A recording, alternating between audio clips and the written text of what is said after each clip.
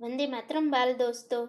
अगले वीडियो में हमने नन्हा मुन्ना राही हूँ यह कविता सुनी, समझी और उसके शब्दार्थ भी समझे। अब हम इस वीडियो में अभ्यास और स्वाध्याय के प्रश्नोत्तर सीखेंगे।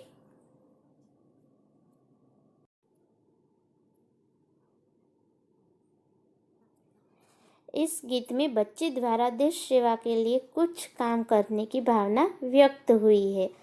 गीत पढ़कर बताओ कि क्या होगा जब।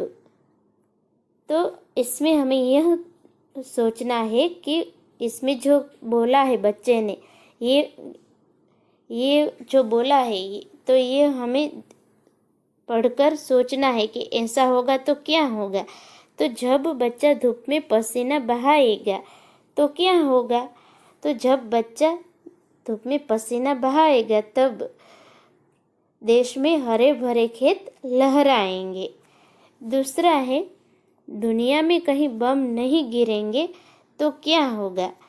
तो दुनिया में कहीं बम नहीं गिरेंगे तो हमारा जो देश है, ये दुनिया है, वो शांति की नगरी बन जाएगा और वहाँ कहीं भी वैर भावना नहीं होगी, पर प्यार का चलन होगा। तीसरा है, बच्चा मंजिल से पहले कहीं दम नहीं लेगा। तो जब बच्चा मंजिल से पहले कहीं दम नहीं लेगा तो वो आगे ही आगे बढ़ता जाएगा और अपना तिरंगा ऊंचा लहराएगा। चौथा है, धरती पर पापी जन्म नहीं लेंगे। तो जब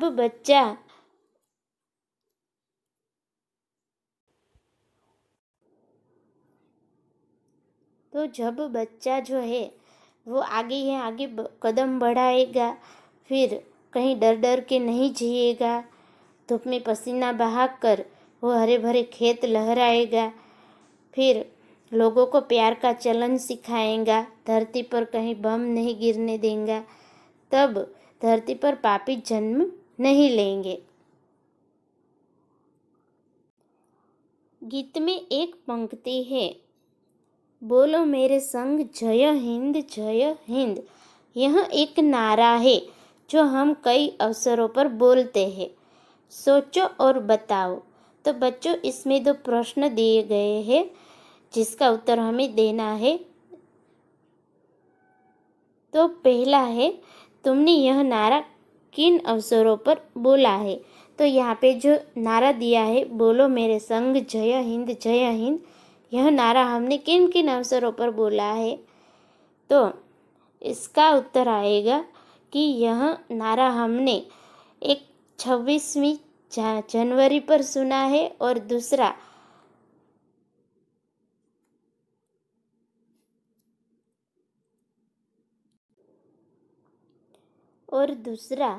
15 अगस्त को हमने सुना है और बोला है। उसके बाद दूसरा प्रश्न है, इस नारे के अलावा आप कौन कौन से नारे बोलते हैं। तो इसका उत्तर है,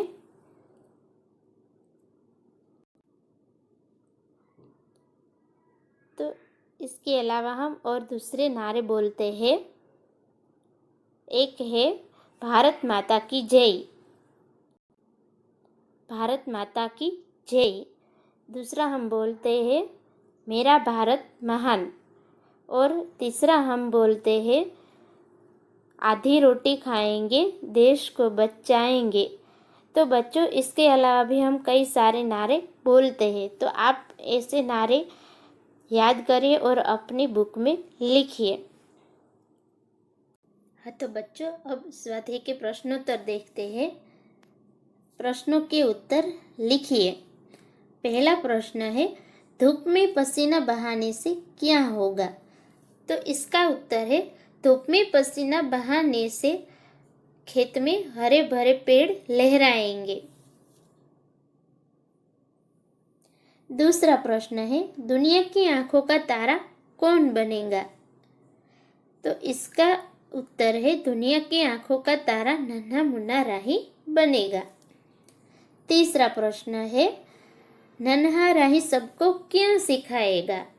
इसका उत्तर है, नन्हा राही सबको प्यार का चलन सिखाएगा। चौथा प्रश्न है, नन्हा राही दुनिया में क्या गिरने नहीं देगा? इसका उत्तर है, नन्हा राही दुनिया में बम गिरने नहीं देगा। पांचवा प्रश्न है, देश का सिपाही कौन है? तो इसका उत्तर है, देश का सिपाही नन्हा मुन्ना राही है। छठा प्रश्न, नन्हा राही रास्ते पर कैसे चलेगा? तो इसका उत्तर है, नन्हा राही रास्ते पर निडर होके चलेगा।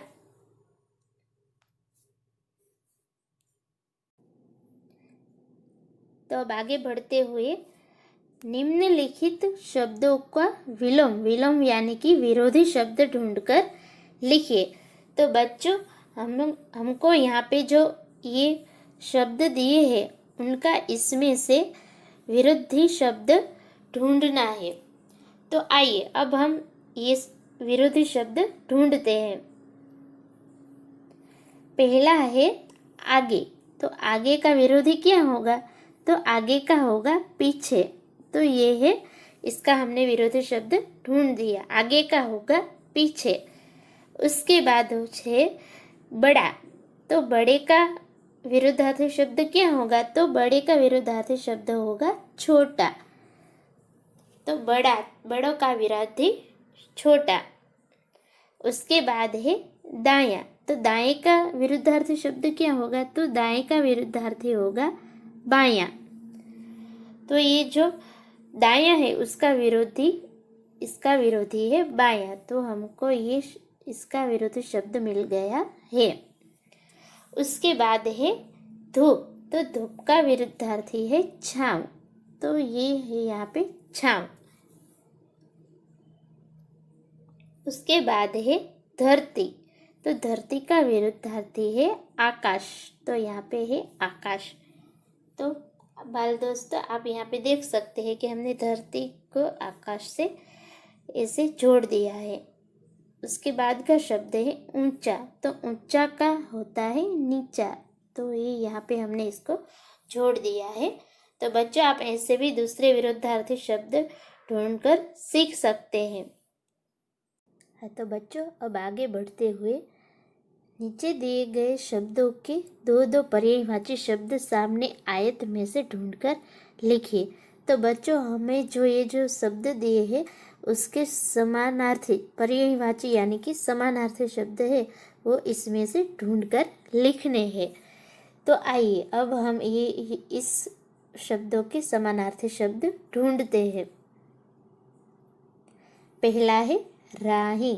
तो राही के पर्यायवाची शब्द कौन से हैं? तो राही के हैं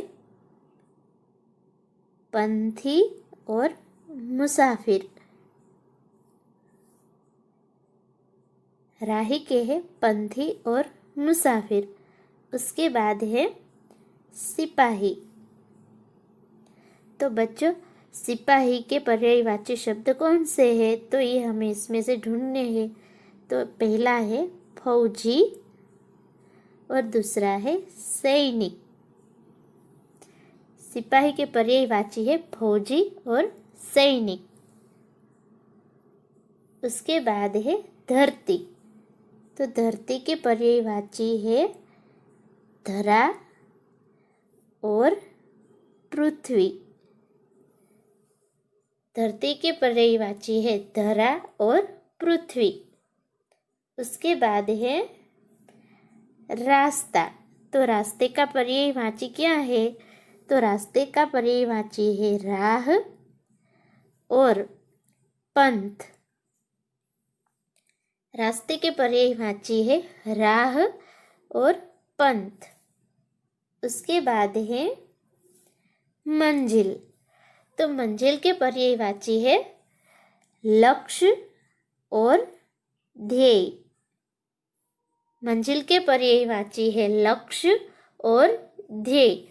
तो बच्चों, ये जो शब्द मैंने आपको दिखाए हैं ढूंढकर, उससे आप उस शब्दों को आपको अपनी बुक में होमवर्क के तौर पर लिखने हैं। हाँ, तो बच्चों, अब आगे मातृभाषा में अनुवाद कीजिए। मातृभाषा में अनुवाद करना मतलब क्या करना, तो कि हमारी जो मातृभाषा है, हमारी मातृभाषा यानी कि हम जो भाषा बोलते हैं उसे मातृभाषा कहा जाता है। तो हमारी मातृभाषा है गुजराती।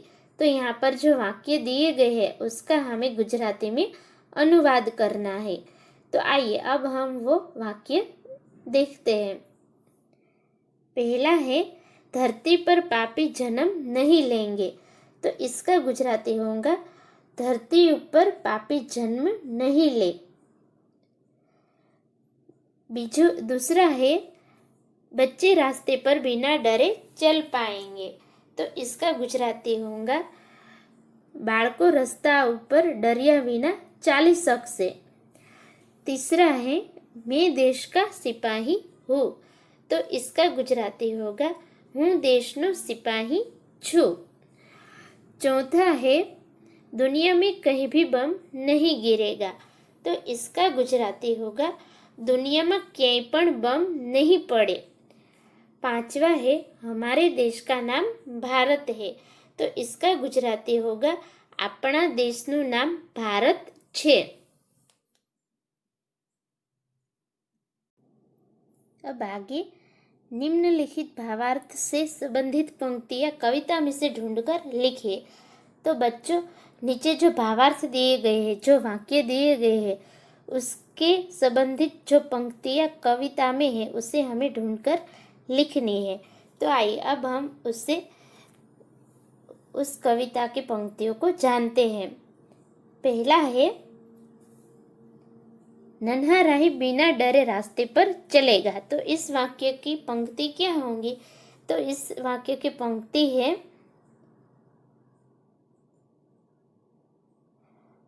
रास्ते पे चलूंगा ना डर डर के। उसके बाद दूसरा है, नन्हा राही मंजिल पाए बिना दम नहीं लेगा। तो इसकी पंक्ति होंगी, मंजिल से पहले न लूंगा कहीं दम। और तीसरा देखते हैं, तीसरा वाक्य है, नन्हा राही सबका प्यारा बनेगा। तो इसकी पंक्ति होंगी, दुनिया की आंखों का तारा बनूंगा। चौथा है, हमारा देश शांति प्रिय है। तो इसकी पंक्ति होगी, शांति की नगरी है मेरा यह वतन। उसके बाद आगे बढ़ते हुए उचित शब्द चुनकर वाक्य पूर्ण कीजिए। तो बच्चे, यहाँ पे जो खाली जगह दी हुई है उसको हमें इसमें से उचित शब्द चुनना है और यह वाक्य पूर्ण करना है। तो आइए हम देखते हैं। पहला है, लड़के खेल। तो यहाँ पे आप देख सकते हैं कि दो है। तो लड़के जो है वो बहुवचन शब्द है, तो उसमें खेल रहा है वो नहीं चलेगा, रहा है वो एक वचन के पीछे लगता है। तो यहाँ पे आएगा खेल रहे हैं। तो ये जो है रहे हैं, तो ये आएगा लड़के खेल रहे हैं। उसके बाद दूसरा देखते हैं, खाली जगह क्रिकेट खेलता हूँ। तो यहाँ पे खेलता हूँ यह एक वचन के पीछे लगता है। तो इसके आगे जो शब्द आएगा वो है मैं जो है वो एक वचन में आता है और हम जो है वो बहुवचन में आता है, इसलिए यहाँ पे जो जवाब आएगा वो है मैं। उसके बाद है तीसरा, आप कहाँ जा रहे हैं। तो इसमें आएगा ये वाला है। फिर आगे देखते हैं चौथा, खाली जगह किताबों में से आपकी किताब कौन सी है। तो ये जो है वो एक वचन में आता है और इन जो है वो बहुवचन में आता है। तो इसलिए यहाँ पर जो शब्द आएगा वो है इन, और पूरा वाक्य होगा, इन किताबों में से आपकी किताब कौन सी है। उसके बाद पांचवा देखते हैं, हम खाली जगह पढ़ता है और पढ़ते हैं।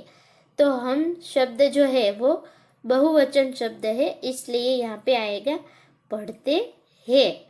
तो पूरा वाक्य होगा, हम पढ़ते हैं।